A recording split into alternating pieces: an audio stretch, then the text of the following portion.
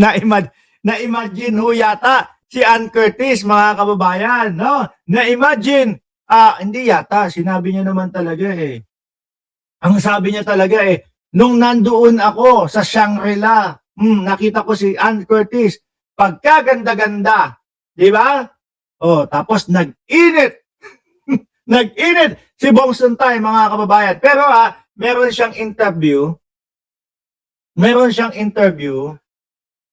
Ang ibig sabihin pala, mainit daw doon sa Pilipinas. Maibig sabihin, kung nasa loob siya ng Shangri-La, mga boss, mga chief, mga amo, mga sir, na nandyan po sa Shangri-La, nako, yan po yata ang pinakamainit na mall sa Pilipinas. Kasi si Congressman Bong Suntay mga kababayan, ay naiinitan sa loob ng Shangri-La. Alam naman po natin na hindi yon yung ibig sabihin niya. So ngayon, pati po si Atty. Claire Castro, mga bossing, ay nakapagkomento na po patungkol diyan, mga kababayan. Kasi nakaka-down naman talaga doon sa mga kababaihan, mga kababayan, mga boss chief amo sir. Kaya si Atty. Claire Castro, ano sabi dito? Hindi kami babae lang. Babae kami. Yes, ang vice-presidente nga natin babae, di ba? Yung naging presidente natin dati, ilan na ang babaeng dumaan na presidente natin? 2 na. Dapat patas-patas, pantay-pantay. Hindi yung parang gagamitin mo pa, maipagtanggol lang ang vice-presidente, tapos pati imagination, ikukwento mo sa publiko, nakakaliit yun para sa mga babae. Ano po sabi dito, mga bossing, ni Palace Press Officer Undersecretary Claire Castro? Hindi kami babae lang, babae kami. Ito ang binigyang diin ni Palace Press Officer Undersecretary Claire Castro sa kanyang, yung mga nagsusulong para tumakbo sa pagka-senador, itong si Atty. Claire Castro. Sali ako dyan kung may grupo kayo, isali nyo ako, ipasok nyo ako doon sa grupo. Dahil susuportahan ko si Atty. Claire Castro kapag kayan ay napilit natin na tumakbo sa senador. Ang pahayag ay tugon sa sinabi ni Quezon City Port District Representative Bong Suntay patungkol sa aktres na si Ann Curtis sa gitna ng pagdinig ng House Committee on Justice kaugnay ng mga nakabinbing impeachment complaint laban kay Vice President Sara Duterte kahapon. Ano ba sinabi ni Atty. Claire Castro mismo? Kababaihan. Dali. Gagayahin ko si Atty. Claire Castro. Yung tipong kapag ka siya ay nandoon sa nasa podium niya. Ganyan, di ba? Paano ba ako po? Kababaihan. Hindi dapat ginagawang paksang malaswa na pananalita. No? Let us end the culture of objectifying women. Ang kababaihan ay ginagabayan, iniaangat, iginagalang at hindi ginagawang paksang malalaswang pagpapantasya na ipinagmamalaki pa sa publiko. Which is yun nga po ang ginawa ni Bong Suntay. Hindi kami babae lang, babae kami. Ganyan dapat patas-patas, pantay-pantay.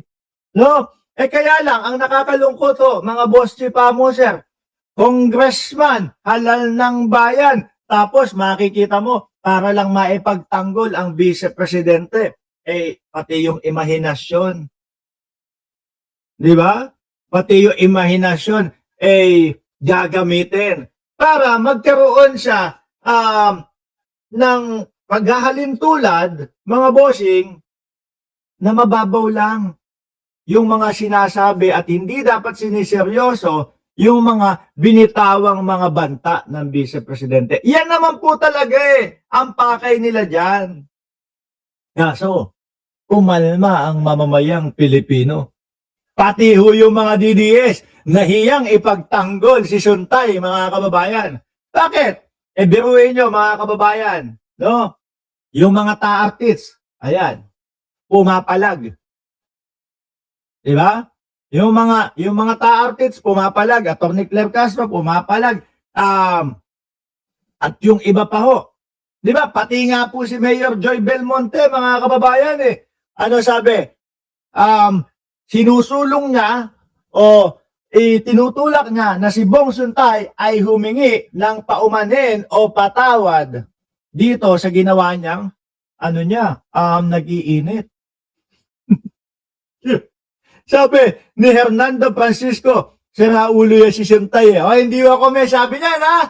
O, sabi ho yan ni Hernando Francisco, sabi ni I am Batman, tinitigasan pa ba yung manyakol na aba, hindi ko ho alam. Hindi ko po nakita, no?